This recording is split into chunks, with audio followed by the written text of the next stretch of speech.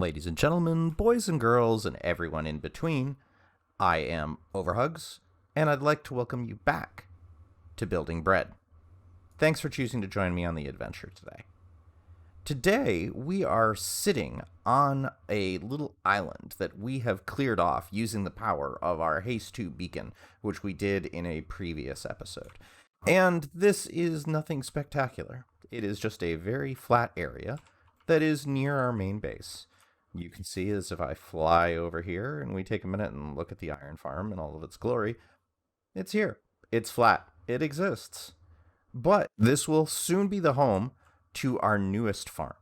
In our last couple of episodes, we burned through pretty much every single piece of stone that we had. And so, to take care of that, what we're going to have to do is replenish it. And as you may have noticed, if you have checked out any of the previous episodes, and if not, and this is your first, welcome. I'd love to hear how you found this. But if you have, then I don't like mining. Mining is fine. We have a Haste 2 beacon, so we could do it. But I'd rather build farms to get all the things that we need so that we can just do it by being AFK and spend all of our time building things. That's really what I enjoy in Minecraft anyway. So what we're going to do here is we're going to build a cobblestone farm. And a cobblestone farm is a pretty simple concept. Whenever you introduce lava and water, when the two of them meet, if they're on equal levels, they form cobblestone. If the lava is pouring down onto water, they form stone. And that's pretty much it. It's very simple. It's a simple mechanic in Minecraft. However, we can use this with pistons and TNT in order to basically get an infinite supply of cobblestone. So let's show how this works. Okay, so to show this, let's make a very basic cobblestone generator. So what we're going to do is we are going to cut a hole 2 blocks wide. And then we're going to surround this hole with a little bit of space on each side so that we can put lava on one side and water on the other. And you see where these two meet, they will form cobblestone. And this is the most basic form of a cobblestone generator. Like, obviously, it's not very productive, but we're not trying to do that right now. We're just showing the way that this works. And so at a most basic level, this is how all cobblestone generators work. It's just a question of size or method. And what we can also do is we can use pistons to move this cobblestone as it generates. So, for example, if we wanted to, we could very easily put in something to detect when this block changed, and then piston it out, and have a little feed tape going across here, which we could then mine. Now, that's fine too, but again, that's not really what I want. What I want is something that is completely autonomous and can produce the cobblestone on its own so that I don't have to interact with it again, so I can spend my time building. So our solution to this problem is to use TNT. And you saw in previous episode, where we blew a hole in the nether roof using a piston trick, that TNT can be pretty destructive. It will blow a hole in anything around it. So let's set up a basic example so I can show you how that works. So we've built a very simple little cobblestone thing here. It's just basically a 3x3 with a wall surrounding the outside of it, and a little stair going up. And now that we have a general mob farm, we have no shortage of gunpowder, which means we have no shortage of TNT. It's just going to be limited by however much sand we choose to mine. And I'll light this, and you can see exactly what it does when it explodes. It destroys the whole thing. And the advantage of this, as in a few patches ago, anything that TNT destroys is a claimable block. You see that we picked up quite a bit of cobblestone when we blew this up, and it should be a 1-to-1 block for block. So this means that we have the ability to do quite a few things using TNT. And we can basically make it so that the cobblestone is generated, and then the TNT blows it up. However, the recipe for TNT is pretty expensive. So we're going to investigate something called a TNT Duplicator. And in order to do that, we need to go find a coral reef. And this is a coral reef. Thankfully, we already know where one was from when we were exploring looking for the stronghold in a previous episode. And there's several things in here that we're looking for. First of all, what we need are coral fans. And in order to harvest these, we need a silk touch tool. And there are a variety of coral fans, and it doesn't really matter which one we get. Any of them will work for what we need. And we'll grab a couple of sea pickles while we're here too, because why not? Making sure not to drown. Hello, Dolphin's Grace. Dolphins are kind of funny. They play with items, as you can see. They keep going after them here. Just like to take a minute to appreciate how nice this looks. It's really beautiful with the lighting underneath the ocean and everything. So we've built this little cobblestone area to show how this works, because just in case something goes wrong, I don't want to blow up our island. So what we want to do is we want to form some slime blocks into an L shape like this. And while we have the opportunity, I'm going to take out the block underneath it because we don't need those. And what we want to do is all the materials that we need are in our inventory right now. And we want to put down a piece of fencing, a piece of TNT, and any kind of coral fan, which will very quickly die, as you see there. Now it has died. And let's remove this. So off of the fence, we want to do another L of slime. And we'll have to extend our cobblestone here in order to be able to get to it. So we want to make another slime L like this. And on this piece, we want to put a detector rail, and then we want to put a mine cart. So I kind of lied a little bit when I said every piece was there, but you get what I mean. So then we want to do a piece of cobblestone and another piece of cobblestone, because what we want to do is put this as a sticky piston facing into this slime. So we'll find our sticky piston and we'll place it, and we want to take a lever, and then we want to power this right there.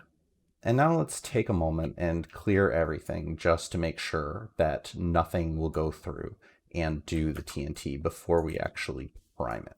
Once it is primed, it will be able to infinitely duplicate TNT, and we'll stand here on our little platform. So what's going to happen when I flip this is you're going to see that little coral fan look like it breaks as the piston pushes forward and then retracts. And the orientation of this will change a little bit because the fence will change position. Once it does that, it's primed, and then we can flick this lever as many times as we want to produce basically infinite TNT. And this has been in Minecraft for many, many versions. If this was a bug and that was supposed to be patched out, it would have been. So the creators of the game are okay with it, largely because you can do some interesting farms with it that you couldn't do otherwise that would be prohibitive. Because sand is still not a resource that you can automatically farm. It's something that you only can do manually. So let's go through and we'll get a slightly better view so that you can see what's going on. And we flick the lever and then come back, and this is now primed. And if I flick this again, you can see we had a piece of TNT that just appeared out of nowhere and dropped down into the water and killed all the fish. Sorry, fish. Didn't mean to do that. And as many times as we flick this, we can do that. We have now created an infinite source of TNT. Pretty neat. So, having done that and now explained everything, I think we'll build this farm, again, as always, with a time lapse.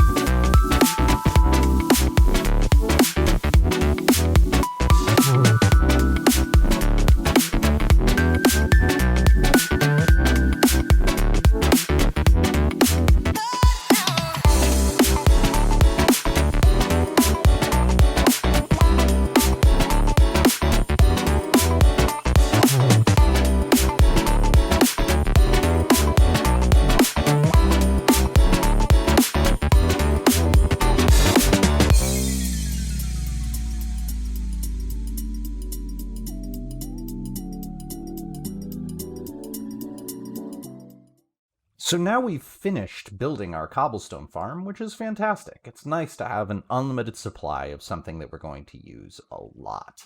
And this definitely produces. I left this running for a couple of hours and basically filled up all the storage that exists below this, below the hoppers, and I'll do a bigger tour of this later. One other thing that we added in was Basalt. Basalt is a new block as of 1.16, and it unfortunately doesn't serve a tremendous amount of purpose. It's nice for decoration, and it really only produces one other thing. You can get basalt out of it and polished basalt. And it does look neat, like it does let you build some interesting structures, and it looks great in the nether, but I haven't found a tremendous amount of use for it, and that might be a nice challenge, is to find something else to build with it. And each one of these areas can be turned individually on and off. You can see that we're kind of turning off the basalt right now because we've overloaded the clock, the repeater clock that we use there, in order to determine when the pistons fire. But otherwise, this works pretty nicely, and it's nice to have an unlimited supply of cobble, but what do we do about stone? Stone is something that I want much more than cobble. Indeed, I might use smooth stone more in a build than I will cobble itself. So how do we do that? Wouldn't it be awesome to have a super smelter that would produce as much stone as we could throw at it with cobble? And wouldn't it be awesome if that too could have its own fuel source that we don't even have to worry about, that it just produces whenever we need it? That sounds awesome, right? Why don't we build that too? In another time lapse.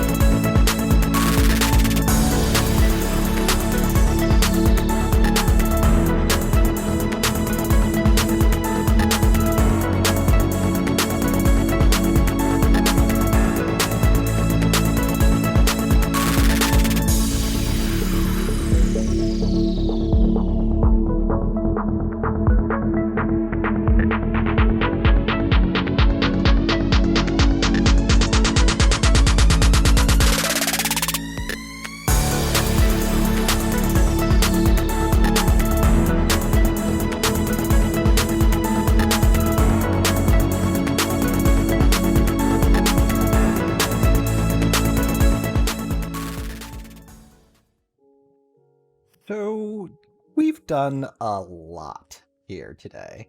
It's been quite a while since I had a chance to really build structures. We've been focusing so much on farms that I wanted to incorporate this one actually into a structure from the very beginning. And I used to live in a mill town, one of the older ones from the Industrial Revolution, where they were doing textiles. And so this is heavily inspired by that point in my life. So let's go over in general what's going on and how it works of what is new. And for the beginning here, what we have is this system. So what we have is these hoppers are locked, and you can see that they have almost nothing in them. But the hoppers above them have a considerable amount of stone. And if I were to throw this lever, this would power these blocks and turn off these torches and unlock these hoppers, which would then push this in via a dropper to this bubble vader, which takes the items, specifically cobblestone in this point, because we can't smelt basalt, and moves it via these pipes, which I've tried to make look like actual pipes. Acacia is pretty much the best way that you can look like it. Everything else kind of looks like canals otherwise, or just slabs of wood. And while glass is interesting to see everything going on, I do like this look. Like, it looks almost industrial, which is what I'm going for with this section. And as it comes here, it hits this cobweb. And what this will do is this will snag materials and cause them to group up.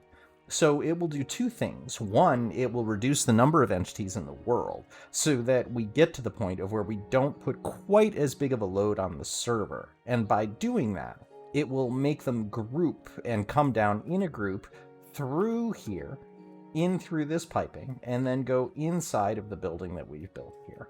And I tried to make this look nice, but there's still quite a bit of detailing that needs to be done. What I want to do is I want to break up the bricks and actually make it so that it's got some texture to it, as well as put in some windows. But quite frankly, I've already spent a lot of time on this episode, so that's going to have to wait until next time.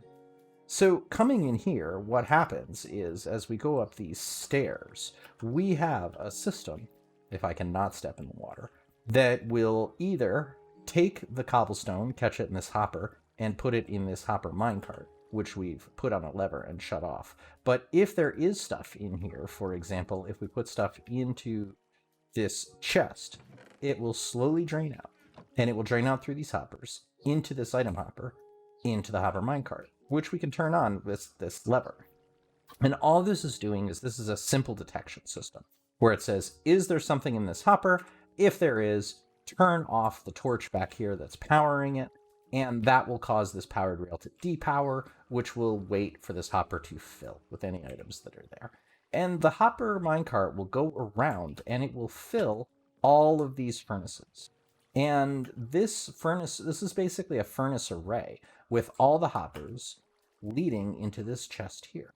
And that's basically how it works. And so we can do a large number of items per second as we're going. And the water around here is the fuel. So what will happen is any bamboo that we generate, as you can see one going by right now, will go across the hoppers, and it will just continue to circle until it finds an empty one, of which we have a few because we just put in some cobblestone to be smelted into stone. And down here, we have a detector that's on this last hopper in the chain. And if this one starts to empty out, this will depower the signal as it goes down here, as it gets further and further empty. And what that does is that sends a signal over here to this bamboo farm, which we made. And what this will do is it will, under two conditions, it will trigger a flying machine, which you may have seen us build in the time lapse, but that's going to be another episode. This is pretty complicated stuff to get into, and I don't want to do it right now because this has been a long episode to begin with. There's two conditionals that will trigger this flying machine. One, this redstone line depowering, and this goes down through a spiral staircase, and this is the thing that was leading into the floor. So if this depowers to where this goes to 0, this repeater will no longer be powered, this will lose power, and it will go down here, and it will cause the flying machine to be triggered. The other conditional, if that is depowered and one harvest is not enough, is we have a daylight detector here. And what a daylight detector does, because that's a new piece of redstone, is exactly what it sounds like. It detects the sun. At this point in time, when the sun is basically directly overhead and it's noonish in our Minecraft world, it will be outputting a signal of 15. And as the sun goes down, this will get weaker and weaker and weaker.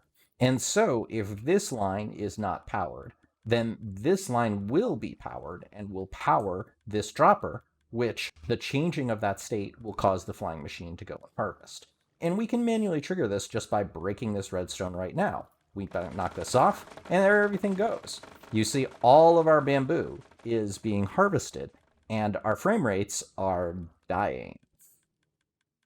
So, but we want to make sure that the system stays normal.